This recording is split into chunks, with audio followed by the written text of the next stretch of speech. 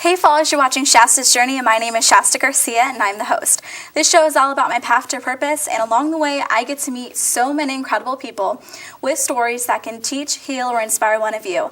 And on this episode, I will be interviewing a man who's had many impacts within my life and within my walk with God. He is a local publisher of a new magazine in the Rancho Murrieta area, and I'm really excited to talk with him about his faith and just how God has used his trials and tribulations to not only impact his life, but also the lives within his life.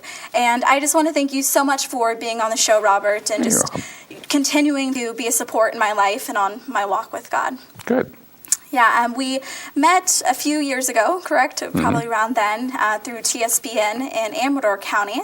And I actually got to host a show with his son, Andrew Mees. And so we got to coordinate and get to know each other throughout that as well. And so as of right now, you are a publisher at a local magazine? Yeah, my day job, basically, my wife and I own the Rancho Murrieta Neighbors magazine, and we publish their community magazine for that community group. The goal of the magazine was basically to bring the community together because they really, even though they were kind of an island into themselves, a small community of 6,100 people, they had no really connectivity, no stickiness as far as reaching them was concerned. And I had been working with some churches who had been looking at that community originally and not knowing how to actually reach that community at all because there were very few vehicles to communicate with them. And so I, as a businessman, I also saw it as an opportunity to have a magazine that produced a profit that could advertise other products, obviously, and services to that community beyond the faith issues. And it has worked out really well for me. Definitely, and we actually have the newest issue of the magazine. Our Christmas issue, yeah. The Christmas issue. We figured it would be best to show you guys, the season, the reason for the season, I'm sure. So do you have reporters, or do you... We interview a family from the community and talk to them about their lives and what they do and all those kinds of things and publish information about them as a family. Oh, wow. Then a lot of the community members will submit articles to us, photographs to us and about what's going on in the community. I write what's called a day tripper article, which is a way to take that community out of Rancho Murrieta and bring them into Amador and Calaveras counties for day tourism opportunities, whether it's to attend a theater or to attend an event or whatever it is. And so, a lot of community groups who have fundraisers, for example, they'll put a poster in the magazine to promote their what's going on there for a wine tasting event or whatever they've got happening. And so that brings stickiness between Rancho Murrieta and the two adjoining counties here. It seems like the term community means a lot to you because I'm hearing you use it a lot. What does that mean to you? Basically, community is the connectivity and the stickiness between people who share a common place, common goals, common just bases of life, whether it's entertainment, whether it's social issues like kids soccer or drama or whatever you're involved with, and then church life as well is a community. You have a community of believers, and then that sits in a community that's much larger than them. And I'm constantly looking for vehicles to help the church community reach out and become part of and more sticky with the community where they reside. And within your community, you're not just a publisher for a magazine, but you also have a lot of roles within your local churches as well. Correct. Yeah, I basically have spent, it's been 12 years now, working with our church and the Southern Baptist Convention in California with basically a healthy church program to help churches become more evangelical within their own communities where the churches sit. And this kind of came out of an experience that I personally had. I was brought up in a church. I had a long history in churches as a child. Church took the back seat in my life when I got to college, when I was newly married and out there in the community working. And I became a business executive. I was traveling all over the world for a consulting company as their head of marketing. So I learned a lot of great marketing skills, and I learned a lot of communication skills and publishing skills and all these things. And so I was working for this company 12, 13 years ago, and pretty much every Monday morning I would get on a plane and I would fly someplace else out of the Sacramento airport to go someplace in the country to be at one of their offices to work with that office to have them become more impactful for the company as far as reaching new clientele or expanding the scope of the work we were doing with existing clients. And it was a great job. I was well treated. I was well paid for what I did. But God and religion and all of that was kind of the furthest from my mind. I had my family, I had my income, and that was kind of what was important. Well, I like that you mentioned that, because sometimes all what individuals see is what's on the outside. Seeing this individual who has it all together, and it's important to show everything that you've been through to get to where you are now, and what has made you the man who you are today. And a part of that is your childhood. And taking it back, you said that you actually grew up in a Christian family. And how do you think that that played a role within just the years growing up and going into your college years? Well, I guess I don't know any part of my life without being in church. We were in church as a family, both on the East Coast before I moved to California, and then after we came here. And it really, I was involved in church youth activities and church camps and going to church every Sunday. And my family, my father and mother, were both very active in the church. My mother with the youth, my father in more administrative kinds of things. So it was just always part of the life. Every Sunday you spent in church, and maybe a couple other times you ended up at church at one community function, one church function or another that you were ending up being involved in. And I went to communion in the church and all of that. But by the time I got out of high school, I was involved in Young Life and other church-related, parachurch-related activities through the high school. I went to a Catholic university. I went to the University of Santa Clara, but pretty much at that point in time, I just stopped going to church. My life got too busy. I was, as a student, I was a waiter, and so I was working most weekends, including Sundays, and the thought of even going to church was not even on my mind. Do you think that becomes something that's kind of normal within our society nowadays, as far as, once life is kind of like smooth, everything's going great, you're on an uphill of a roller coaster, everything's great, you're happy, but then do you think that's when people start drawing away from God? Do you think that's something that... Well, I think there's two sides to that. I think that we have a smaller percentage of the total population in America are going to church at all. So they don't even have the background that my generation had, where the majority of people were in a church or synagogue every Sunday morning or Saturday, and it was rare to find people who were totally faithless. And now we're finding the opposite is true, where you've got, the dominant culture is faithless, and the people of faith are considered to be oddballs as opposed to the norm. And so we're fighting against an entirely different enemy, or the same enemy but a different battle, I suppose, in trying to reach people for Christ in America now. And as far as I'm concerned, my faith as a young person sustained me through college and through my early work years and having a family. And we briefly went back to church when my two older children were in Sunday school age, so that they could have some foundation, but we weren't involved that much other than ringing bells in the bell choir kind of thing. And then when they got older and weren't in elementary school anymore, we kind of weaned away from church again. And it wasn't until really Andrew was ready for vacation Bible school when he was 3 or 4 years old that Nancy started saying, well, we ought to really, start taking Andrew to at least vacation Bible school in the summer, even if we don't go to a church. He said, get some kind of a Christian foundation. And so I said, fine. So she found Sierra Baptist Church, where we attend now, because we lived up in the Sierras, and started taking him there. And for about 3 years, she took Andrew to the Vacation Bible School at Sierra Baptist Church, and we would go to he'd go all week, and then on Friday nights I'd go to the Friday evening program and attend and watch what was going on. And this is where my life kind of took a big turn. In that third year, I was working out of the town that week.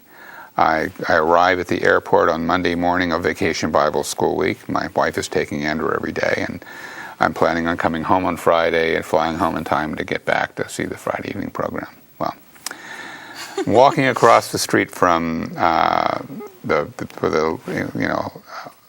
car parking shuttle drops you off, and walking across, and I entered that building, I cannot tell you how many times. And I look up, and for the first time, I see the big sign above the building that says Terminal. And I stopped in the middle of the street because it struck me in a totally different way. It said, isn't that something you die from? And I was scared to death. I was literally, I could not think, I could not speak.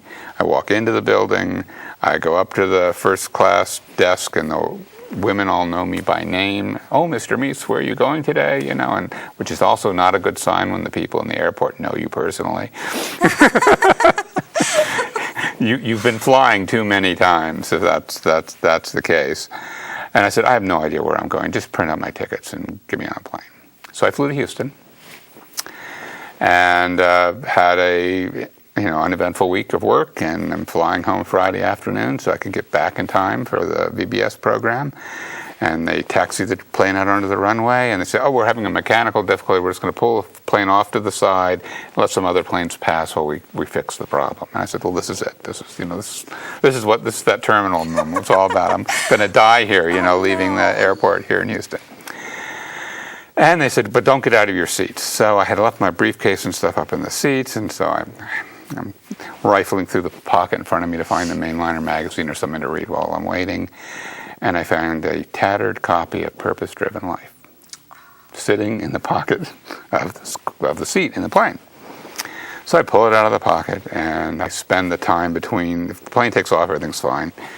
Between the time the plane takes off and the time that I arrive back in Sacramento, I devoured the whole book.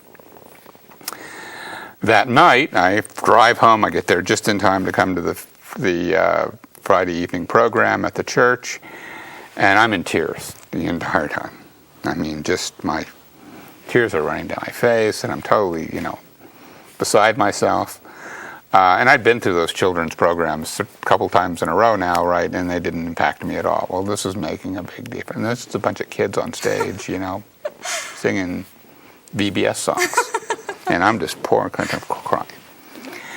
And I felt like I had a heart transplant right there and then, just right in the middle of that little church. So that really was a turning point. And I went and visited with the pastor. Well, Saturday at dinner, of course, Andrew announces, we should start going to church there. He planted a little seed. Oh, yeah, so what do you do, right? So we start going to church, and then I met the pastor, and I said, we've got to talk. And so I wanted to talk through kind of all this stuff.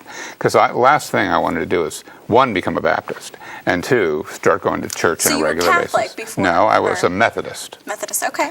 But I went to a Catholic university. Gotcha, all right. Which is a very more open-minded as far as Catholics are concerned. I think the Jesuits are very liberal on the interesting Catholic spectrum of things. So they're intellectuals. Mm-hmm. They're the professors of the Catholic world. I mean, so they have a different mindset completely. Interesting group of men, though. Very faithful, but their mission is to teach. Mm-hmm. But an interesting group of men make up the Jesuits.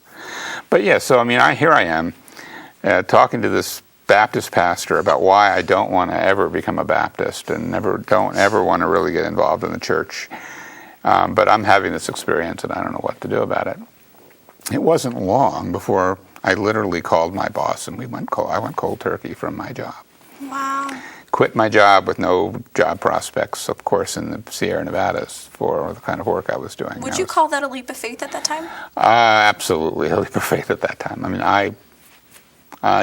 I knew I couldn't be doing what I was doing and do whatever I was supposed to be doing, which I wasn't certain what that was. What were the effects of taking that leap of faith? Oh, my wife thought I'd lost my mind. We did talk about it before I did it, but I mean, she saw me giving up the financial security of an extremely good job with all kinds of perks that just are, unfathomable.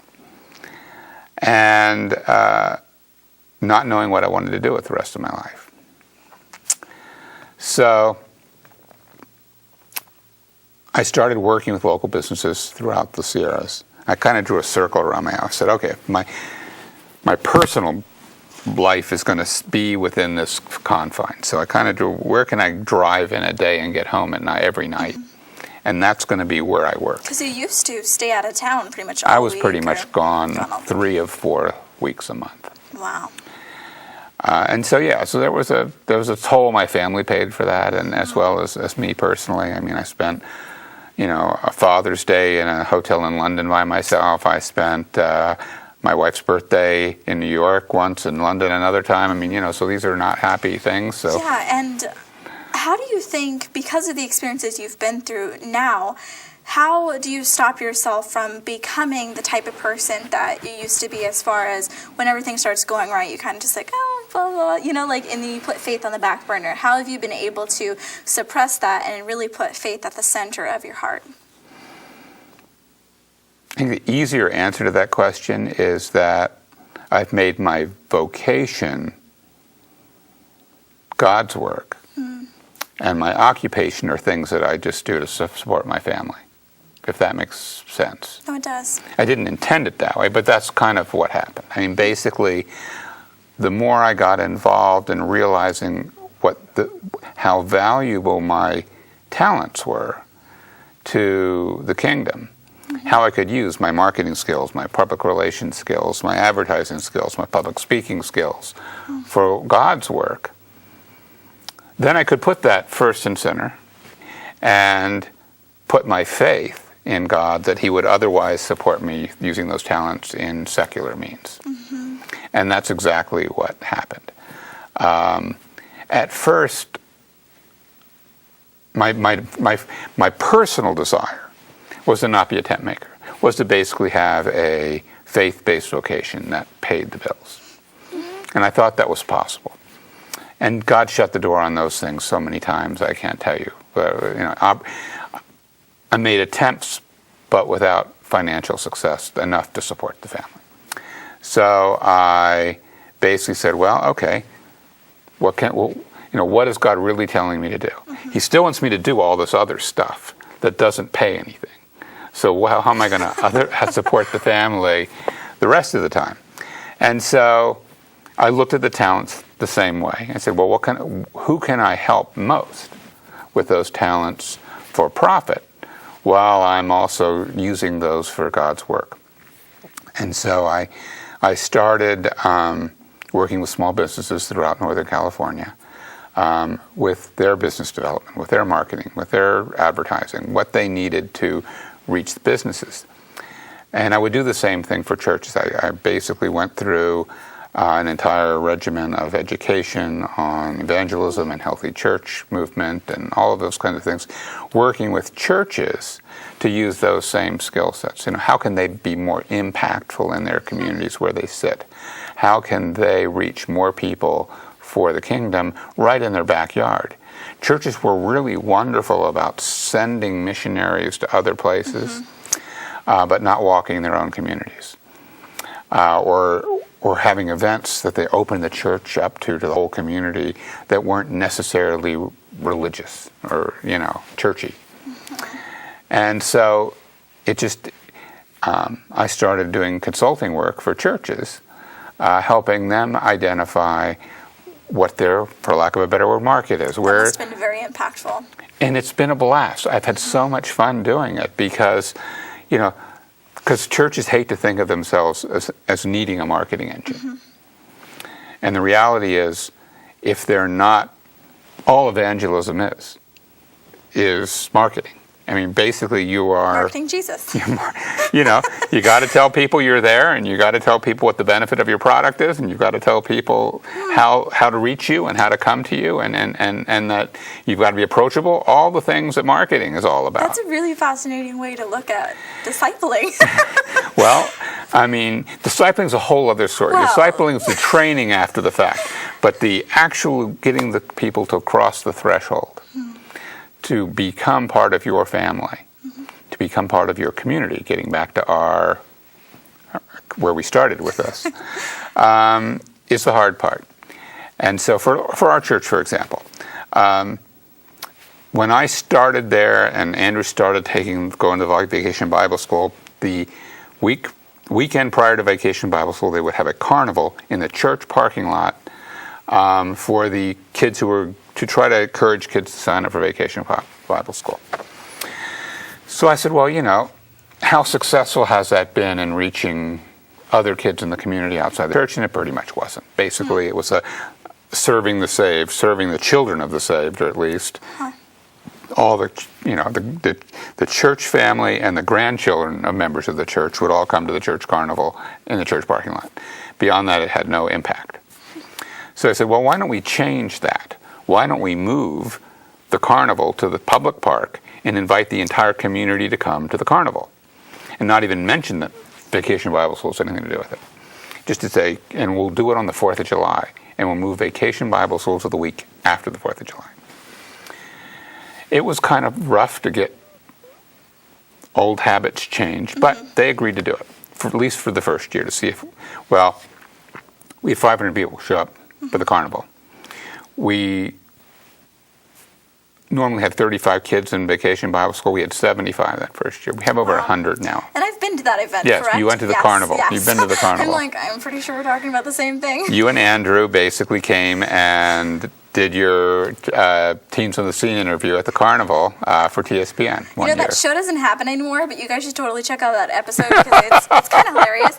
Actually, the ending of the episode, I totally dunk Andrew in a dunk tank. It's pretty fabulous. And I didn't actually throw the ball and hit the target. I just went up and just boop. Yeah, she was not nice. Hey, it was a lot of competition between us, okay? Like the one time where he beat me up the rock climbing wall, that was the one thing that I just was not good at. But yes, if you guys want to check out kind of what the event is and what he's talking about, definitely check that out. Yeah, the old Teens in the Scene episode are still out on the World Wide Web there on YouTube somewhere. Yeah, me and Andrew, I felt like we had a lot of chemistry throughout these episodes, and it's crazy because we met literally 10 minutes before we started recording our very first episode at this event. Right. And just watching it, it looks like we knew each other forever. It really does. Good. Both professionals. What can I say? Well, I'm thankful that I got to meet him through you, and I got to meet you through Heather Murdoch and so forth. And that's how our lives are so intertwined with different people, and I think that's what really makes community. Yeah, true. Right? The stickiness comes from all of that. Well, that is definitely right. How has your faith transformed you into the person you are, and how God is using you today? Well, I know there's a lot. I know. I mean, basically, like I said, I think I look at everything I do through a different lens. How are my actions going to impact my ministry? Because we all have one. You got to think of your life as a ministry. So what you do and what you say and the jokes you tell and the way you dress and the way you treat other people, all those things are a reflection of you and your walk in life. And the things I have second thoughts about saying things the way I used to say them, or telling jokes that I used to tell, or that just because I want to be the best ambassador I can for the kingdom. It doesn't mean I'm a wet noodle, because I still tell off-color jokes and do other things, but I temper that, and I much more than I used to, because I want to be the right face. And I have a friend that I also knew through TSPN, who was one of the interviewers on that station. And I was always, he was always fearful of offending me, because I was, I was God's representative in the room, even though he personally isn't a person of faith. But he would treat me differently when I was in the room than he would have treated me otherwise. And so that was a good thing. I mean, and there's been lots of occasions where that's come up, where, it's like, so I had a client who at one point in time refused to do business with me because of some of the faith-based things I had on my Facebook page. She says, that's really contrary to my beliefs and blah, blah, blah, blah, blah, and, I'm really not comfortable doing business with you anymore. So she stopped being a client. A couple of years later, I get a telephone call from her. And she had a death in the family, and she wanted to know if it was okay if she came to church with me on Sunday. So, even though at one time that was not the right thing for her, she knew she could come to me with this issue and talk about it and want to be part of a Christian community as a consequence of that event in her life. So that's why you have to be mindful, I think. So I guess the change is that I am conscious of my role. And I think about it all the time. And sometimes I backpedal, as your word you use, where I say things I wish I had not said, or I think we all do that. And but at least I have guilt about it. Yes.